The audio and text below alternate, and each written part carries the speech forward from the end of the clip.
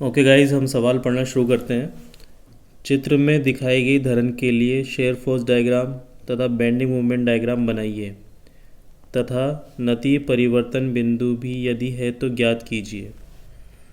Figure में एक beam दिखाई गई है जो दो सपोर्ट्स ए और बी पर टिकी है, बट बीम बी सपोर्ट से बाहर की तरफ लटकी हुई है।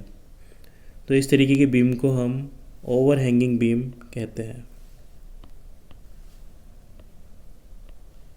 तो फिगर में ये एक ओवरहैंगिंग बीम दिखाई गई है जो सपोर्ट बी से बाहर की ओर लटकी हुई है। अब ये सपोर्ट बी से एक तरफ लटकी हुई है तो इसको वन साइडेड ओवरहैंगिंग बीम कहेंगे। ओके गाइस, सवाल में एक और चीज़ कही गई है कि नतीय परिवर्तन बिंदु भी यदि है तो ज्ञात कीजिए। तो गाइस, मैं आपको बताना चाहता हूँ कि नतीय परिवर्तन बिंदु आखिर होता क्या है। इसके लिए मुझे आपको थोड़ा डेफिनेशन दिखानी पड़ेगी। चलिए गाइस, मैं आपको डेफिनेशन पढ़ के सुनाता हूँ।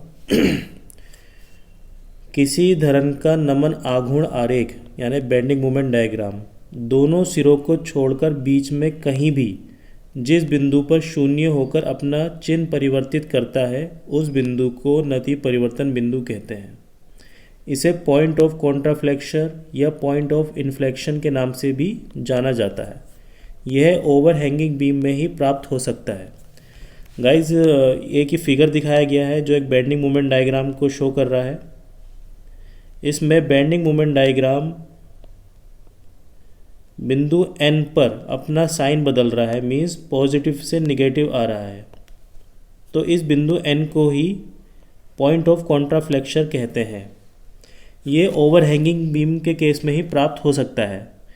तो गाइस, जब हम इस सवाल को सॉल्व करेंगे और अगर पॉइंट ऑफ कॉन्ट्राफ्लेक्शन आता है तो आपको बहुत आसानी से समझ में आ जाएगा कि नतीय परिवर्तन बिंदु किसे कहते हैं। इसकी लोकेशन भी निकालनी होती है। ओके गाइस, चलिए हम सवाल को शुरू करते हैं। माना सपोर्ट ए और बी पर प्रतिक्रिया का मान आर ए व आर बी है। तो गाइस, हमारा स्टेप 1 होता है हमेशा की तरह आर ए व आर बी का मान ज्ञात करना।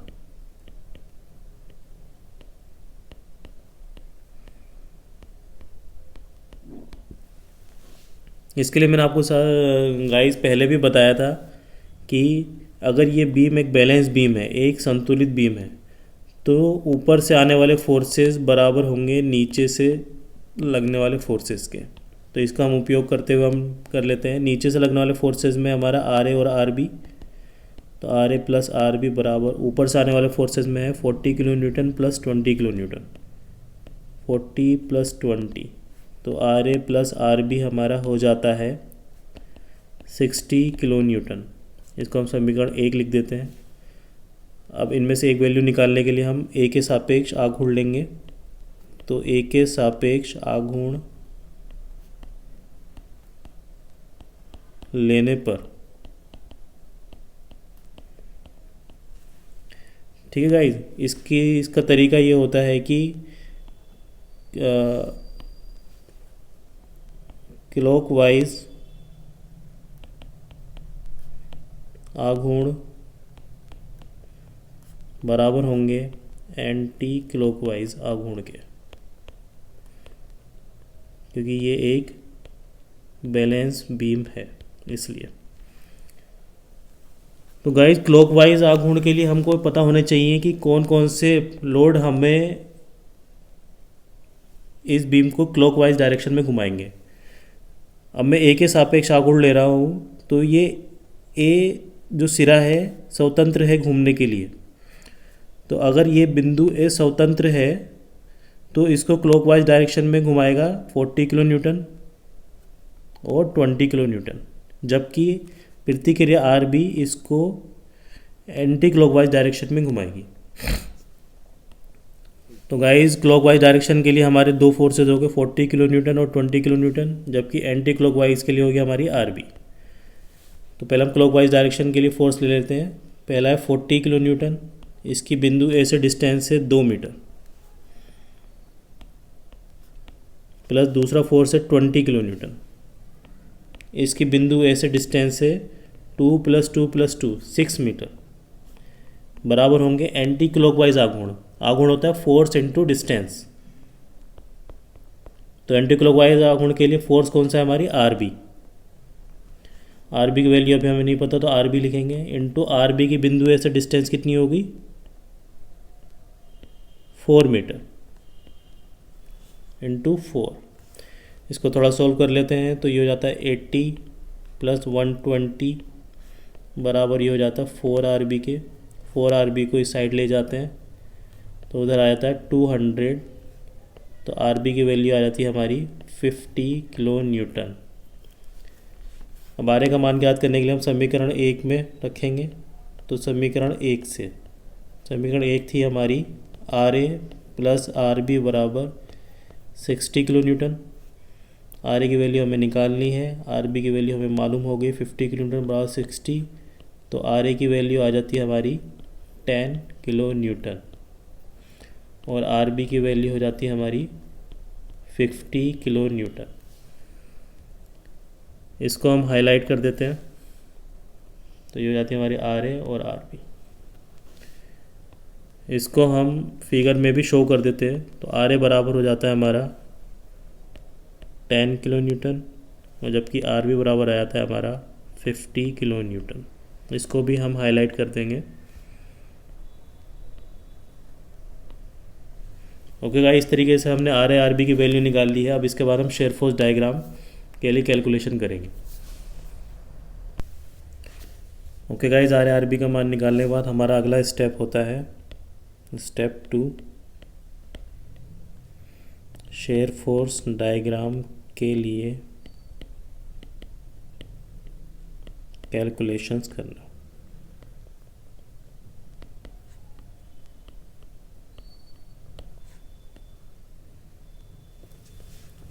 गाइस, हम मान लेते हैं कि ऊपर से आने वाले फोर्सेस को हम नेगेटिव साइन से और नीचे से लगने वाले फोर्सेस को हम पॉजिटिव साइन से लेंगे और हमेशा राइट साइड से शुरू करते हैं।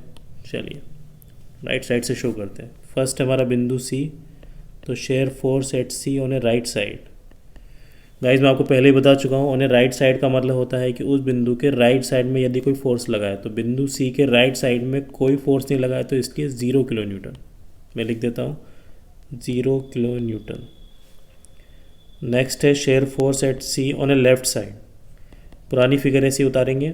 ऑन ए लेफ्ट साइड का मतलब हुआ कि उस बिंदु के ठीक ऊपर या नीचे यदि कोई फोर्स लगा है तो बिंदु सी के ऊपर लगा है 20 किलो न्यूटन का पॉइंट लोड और ये ऊपर से लगा है तो इसलिए निगेटिव में आएगा, तो हो गया -20।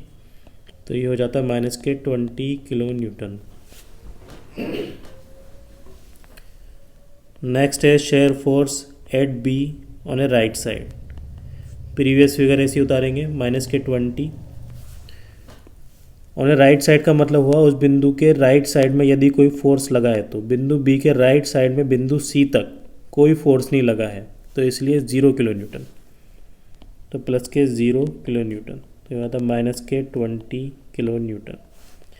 नेक्स्ट है shear force at be on A left side. Previous figure ऐसी उतारेंगे। ऑन ए लेफ्ट साइड का मतलब हुआ उस बिंदु के ठीक ऊपर या नीचे यदि कोई फोर्स लगा है, तो ऊपर तो कोई फोर्स नहीं लगा बट नीचे प्रतिक्रिया आर भी लगी है 50 किलो न्यूटन और ये नीचे से लगी है तो इसलिए प्लस में आएगी गाइज 50 किलो न्यूटन। तो ये आता है प्लस के 30 किलो न्यूटन। नेक्स्ट है shear force at D on A right side. तो प्रीवियस फिगर ऐसी उतारेंगे। Shear force at D on A right side का मतलब हुआ बिंदु डी के राइट साइड में बिंदु बी तक यदि कोई फोर्स लगा है, तो बिंदु डी के राइट साइड में बिंदु बी तक कोई फोर्स नहीं लगा है तो इसलिए 0 किलो न्यूटन। तो ये हो जाता है प्लस के 30 किलो न्यूटन। नेक्स्ट है shear force at D on A left side. Previous figure ऐसे उतारेंगे। ऑन ए लेफ्ट साइड का मतलब हुआ गाइज उस बिंदु के ठीक ऊपर या नीचे यदि कोई फोर्स लगा है, तो बिंदु डी के ठीक ऊपर 40 किलो न्यूटन का पॉइंट लोड लगा है और ये ऊपर से लगा है तो इसलिए आएगा माइनस में, और कितना लगा है 40। तो ये हो जाता है -10 किलो न्यूटन। नेक्स्ट है shear force eight A on A right side. Previous figure ऐसी उतारेंगे। और राइट साइड का मतलब हुआ बिंदु ए के राइट साइड में बिंदु डी तक यदि कोई फोर्स लगा है तो, ठीक है। तो बिंदु ए के राइट साइड में उसके पिछले बिंदु डी तक कोई फोर्स नहीं लगा है तो इसलिए 0 किलो न्यूटन। तो ये आता है प्लस के 0, तो ये आता है माइनस के 10 किलो न्यूटन। नेक्स्ट है shear force eight A on A left side. Previous figure ऐसे उतारेंगे। ऑन ए लेफ्ट साइड का मतलब हुआ उस बिंदु के ठीक ऊपर या नीचे यदि कोई फोर्स लगा है तो। ऊपर तो कोई फोर्स नहीं लगा बट नीचे प्रतिक्रिया आर्य लगी हुई है और ये नीचे से लगी है तो इसलिए प्लस में आएगा और प्रतिक्रिया आर्य का मान है 10 किलो न्यूटन। तो ये हो जाता है 0 किलो न्यूटन। तो इस तरीके से गाइस हमने प्रत्येक बिंदु पर शेयर फोर्स का मान निकाल लिया है। अब हम इनको हाईलाइट कर लेंगे। तो ये हो जाता है माइनस के 20 shear force at B 20 30 D पर होता है 30 डी पर भी माइनस के 10 ए पर आता है माइनस के 10 फिर ए पर दोबारा आता है 0 किलो न्यूटन। ओके गाइस, हमने अब प्रत्येक बिंदु पर शेयर फोर्स के मान निकाल लिए हैं और अब हम इनके आधार पर शेयर फोर्स डायग्राम बनाएंगे। ओके गाइस, चलिए शुरू करते हैं। शेयर फोर्स एट सी से है 0 किलो न्यूटन, इसको मैं लिख भी देता हूँ 0 kilo newton. Shear force at C पर ही है माइनस के 20 किलो न्यूटन। अब ये माइनस में है तो नीचे आएगा, ये आ गया सपोज, इसको मैं लिख देता हूँ 20 किलो न्यूटन। फिर नेक्स्ट है हमारा शेयर फोर्स एट बी, ये भी माइनस के 20 है तो इसको भी मैं लिख देता हूँ माइनस के 20। फिर बी पर ये हो जाता है प्लस के 30। अब ये बी पर प्लस के 30 लगभग यहाँ पर आएगा तो ये प्लस के 30 हो जाता है, इसको भी मैं लिख देता हूँ 30 किलो न्यूटन। नेक्स्ट है शेयर फोर्स एट डी, उन्हें राइट साइड है 30 किलो न्यूटन तो ये भी 30 किलो न्यूटन हो जाता है। नेक्स्ट है shear force at D on left side minus के 10 किलो न्यूटन। अब ये माइनस में है तो नीचे आएगा, सपोज ये यहाँ पर आया था, इसको भी मैं लिख देता हूँ 10 किलो न्यूटन। नेक्स्ट है shear force eight A on right side है माइनस के 10 किलो न्यूटन तो ये भी माइनस के 10 किलो न्यूटन है, इसको भी मैं लिख देता हूँ 10 किलो न्यूटन। फिर शेयर फोर्स एट ए हो जाता है 0 किलो न्यूटन तो ये हमारा फिर से 0 पर आ जाता है, इसको भी मैं लिख देता हूँ 0 किलो न्यूटन। तो गाइज अब मैंने प्रत्येक बिंदु पर शेयर फोर्स के मानों को लिख दिया है। अब मैं इसको ड्रॉ कर लेता हूँ। फर्स्ट था हमारा 0 से 20, फिर 20 to 20, फिर 20 से हमारा गया था 30, फिर 30 से 30 गया था, फिर 30 से 10 हो गया था, फिर 10 से 10, फिर 0। ओके गाइस, इस तरीके से मैंने शेयर फोर्स डायग्राम को ड्रॉ कर लिया है और जो प्लस वाले मैं उनको प्लस लिख देता हूँ और जो माइनस वाले मैं उनको माइनस लिख देता हूँ। तो इस तरीके से हमने शेयर फोर्स डायग्राम को बना लिया है। अब इसके बाद हम बेंडिंग मोमेंट डायग्राम बनाएंगे। ओके गाइस, हमारा अगला स्टेप होता है स्टेप 3, बेंडिंग मोमेंट डायग्राम के लिए कैलकुलेशंस करना।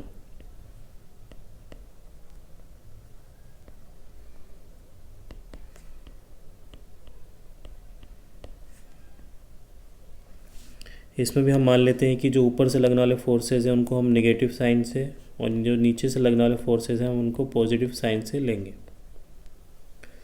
और राइट साइड से शुरू करेंगे।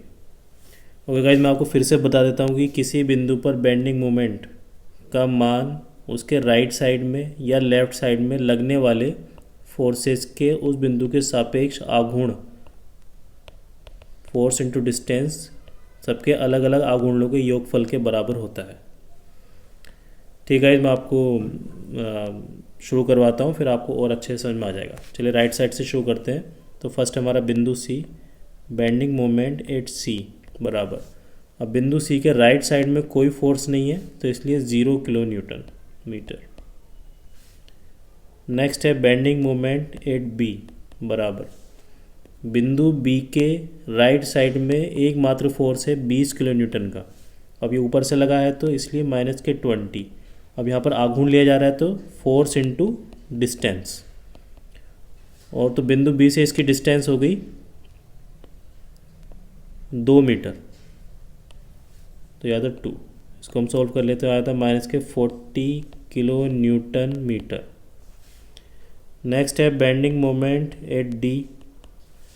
तो मीन्स बिंदु डी के राइट साइड में जितने भी फोर्सेस होंगे वो कैलकुलेशन में ले जाएंगे। तो एक तो हो गया हमारा 20 किलो न्यूटन का पॉइंट लोड, और दूसरी हो गया प्रतिक्रिया आर बी।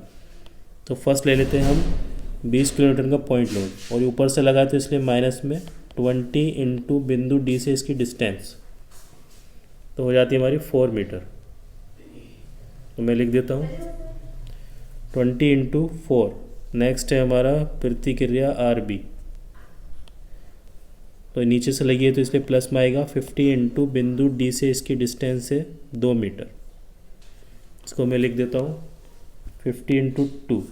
इसको मैं सॉल्व कर लूँगा तो आ जाएगा 80 प्लस 100, तो ये हो जाता है प्लस के 20 किलो न्यूटन मीटर। नेक्स्ट हमारा बिंदु ए, बेंडिंग मोमेंट एट ए बराबर, इसका मतलब हुआ बिंदु ए के राइट साइड में जितनी फोर्सेस आएंगे उनको कैलकुलेशन में लिया जाएगा। तो बिंदु ए के राइट साइड में है 20 किलो न्यूटन का पॉइंट लोड, 40 किलो न्यूटन का पॉइंट लोड और 50 किलो न्यूटन की प्रतिक्रिया। तो पहले जो ऊपर से लगने वाले फोर्सेज हैं हम उनको कैलकुलेशन में ले लेते हैं। फर्स्ट ले लेते हैं हम 20 किलो न्यूटन को, तो ये ऊपर से लग रहा था इसलिए माइनस में आएगा, माइनस के 20 इंटू डिस्टेंस। तो बिंदु ए से 20 की डिस्टेंस है 6 मीटर, तो यह था 6। फिर नेक्स्ट है 40 किलो न्यूटन, अब ये ऊपर से लगा तो इसलिए माइनस में आएगा 40 इंटू बिंदु ए से इसकी डिस्टेंस होगी 2 मीटर, इसको मैं लिख लेता हूँ 2 मीटर। नेक्स्ट है आर बी, आर बी नीचे से लग रही थी इसलिए प्लस में आएगी। आर बी की वैल्यू है 50, मैं सीधे वैल्यू लिख देता हूँ 50 इंटू डिस्टेंस। तो बिंदु ए से इसकी आर बी की डिस्टेंस है 4 मीटर, तो यह था 4 मीटर। इसको मैं सॉल्व कर लेता हूँ, ये आता माइनस के 120 माइनस के 80 और प्लस के 200। तो गाइस ये हो जाता है माइनस के 200 प्लस के 200 बराबर हो जाता है 0 किलो न्यूटन मीटर। इसको मैं हाईलाइट कर लेता हूँ। तो बेंडिंग मोमेंट सी हो जाता है 0 kilo newton metre, bending moment B हो जाता है माइनस के 40 kilo newton metre, bending moment at D हो जाता है प्लस के 20 किलो न्यूटन मीटर। नेक्स्ट है बेंडिंग मोमेंट एट ए हो जाता है 0 किलो न्यूटन मीटर।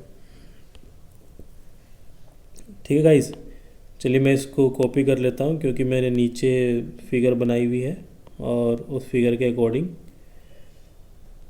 मैं इसको ड्रॉ करूँगा। ये बिंदु, प्रत्येक बिंदु का मैंने प्रोजेक्शन गिरा लिया है, बिंदु ए डी बी और सी। ठीक है, चलिए गाइस मैं अब इसको ड्रॉ करता हूँ। वैल्यूज़ मैंने कॉपी कर ली है, मैं इनको पेस्ट कर देता हूँ। चलिए मैं इनको लिख लेता हूँ। फर्स्ट है बेंडिंग मोमेंट एट सी है 0 किलो न्यूटन मीटर, तो ये 0 आ जाता है, इसको मैं लिख भी देता हूँ 0 किलो न्यूटन मीटर। नेक्स्ट है बेंडिंग मोमेंट एट बी है माइनस के 40 किलो न्यूटन मीटर। अब ये माइनस में है तो नीचे आएगा, तो माइनस के मैं यहाँ पे लिख देता हूँ माइनस के 40 किलो न्यूटन मीटर। ठीक है गाइस, नेक्स्ट है बेंडिंग मोमेंट एट डी है प्लस के 20 किलो न्यूटन मीटर। अब ये प्लस के है, एट डी है तो यहाँ पर आएगा प्लस के 20 किलो न्यूटन मीटर। नेक्स्ट है बेंडिंग मोमेंट एट ए है 0 किलो न्यूटन मीटर, तो ये हो जाता है 0 kilo newton metre. Okay guys, अब मैंने प्रत्येक बिंदु पर बेंडिंग मोमेंट के मान को लिख दिया है। अब मैं इनको मिला लेता हूँ। गाइस मैंने भी आपको पहले बताया था कि जब बिंदुओं के बीच में कोई यूडियल नहीं लगा हो तो ये एक सीधी रेखा के रूप में मिलते हैं। तो जैसे ये मिल रहा है, ठीक है गाइस, मैं इसको भी मिला देता हूँ, फिर ये मिला देता हूँ। इस तरीके से हमारा ये बेंडिंग मोमेंट डायग्राम तैयार हो जाता है। गाइस आपको एक जगह दिख रहा होगा, ये एक बिंदु एक ऐसा है जहाँ पर बेंडिंग मोमेंट प्लस से माइनस की तरफ आ रहा है या ज़ीरो हो रहा है, या प्लस से ज़ीरो होकर माइनस बढ़ रहा है। तो इस बिंदु को ही नति परिवर्तन बिंदु कहते हैं। जहाँ पर बेंडिंग मोमेंट अपना साइन बदलता है, मीन्स प्लस से माइनस या माइनस से प्लस जाता है। तो इस बिंदु को मैं एक नाम दे देता हूँ। मान लीजिए ये एक बिंदु है, बिंदु ई, और ये सपोर्ट बी से वाई डिस्टेंस पर है। इसको मैं फिगर में भी कहीं शो कर देता हूँ। यहाँ पर मैंने इसको लिया है बिंदु सपोर्ट बी से वाई मीटर की डिस्टेंस पर। इसका मैंने नाम रखा है बिंदु ई। ओके गाइस, अब मुझे बिंदु एक हमारा नति परिवर्तन बिंदु है, तो मुझे वाई की स्थिति भी ज्ञात करनी होगी। ओके गाइस, हमारा अगला स्टेप होता है नति परिवर्तन बिंदु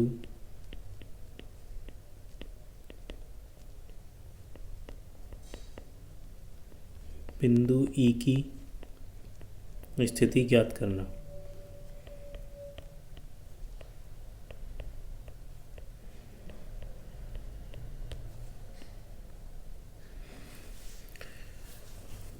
हमने माना है कि नति परिवर्तन बिंदु बिंदु ई सपोर्ट बी से वाई डिस्टेंस पर है।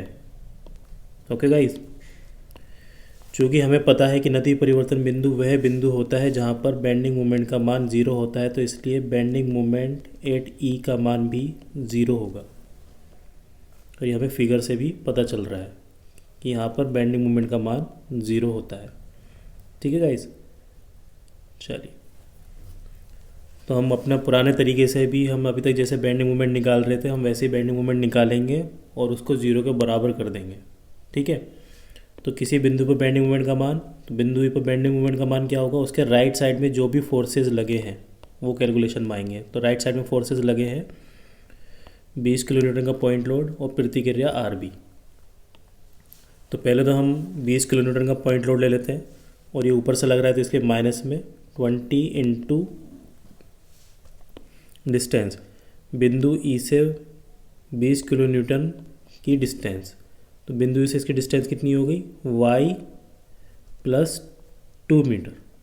ठीक है, y प्लस 2 मीटर, इसको हम लिख देते हैं 20 इंटू हो गया y प्लस 2 मीटर। नेक्स्ट है हमारा प्रतिक्रिया आर बी, अभी नीचे से लगी है तो प्लस में आएगी 50 इंटू डिस्टेंस। अब ये आर बी की ई से डिस्टेंस कितनी है, वाई मीटर। ठीक है, प्लस इंटू वाई बराबर हो गया 0। इसको हम सॉल्व कर लेते हैं, तो ये हो जाता है माइनस के 20y माइनस के 40 प्लस 50 y बराबर 0। तो ये हो जाता है वाई को अगर हम सॉल्व करेंगे तो ये हो जाता है 30y माइनस के 40 बराबर 0। तो 30y बराबर हो जाता है 40, देन y बराबर आता है 40/30। तो 0 से 0 कटा, तो ये हो गया 4/3। तो इसका मतलब है 1.33 मीटर। इस प्रकार नति परिवर्तन बिंदु सपोर्ट बी से 1.33 मीटर की दूरी पर है। ठीक है गाइज, या ये कह सकते हैं कि बिंदु सी से, तो बिंदु बी से कितना हो गया, बिंदु बी से तो दूरी ये होगी 1.33 मीटर। अब बिंदु सी से कितनी हो गई, बिंदु सी से दूरी y प्लस 2, तो आता है 1.33 प्लस 2, तो ये आता है 2.33 मीटर। ये तो मैंने ऐसे ही निकाल दिए गाइस, बस आपको किसी भी एक बिंदु से लोकेशन पता होनी चाहिए। तो इस तरीके से हमने नति परिवर्तन बिंदु की स्थिति भी ज्ञात कर ली है, और हमने बेंडिंग मोमेंट और शेयर फोर्स डायग्राम भी बना दिए हैं। यहाँ पर भी मैं लिख देता हूँ, ये y बराबर आती है 1.33 मीटर। ओके गाइज, और उम्मीद करता हूँ कि आपको ये मेरी वीडियो पसंद आई होगी। बहुत मेहनत से बनाई है, प्लीज़ को लाइक, सब्सक्राइब और शेयर करना ना भूलें, और मैं इस तरीके से और वीडियो बनाता रहूँगा। जिससे कि आपको ऑनलाइन काफ़ी आपकी प्रॉब्लम सॉल्व हो जाए। इसके लिए बहुत बहुत थैंक यू। बाय।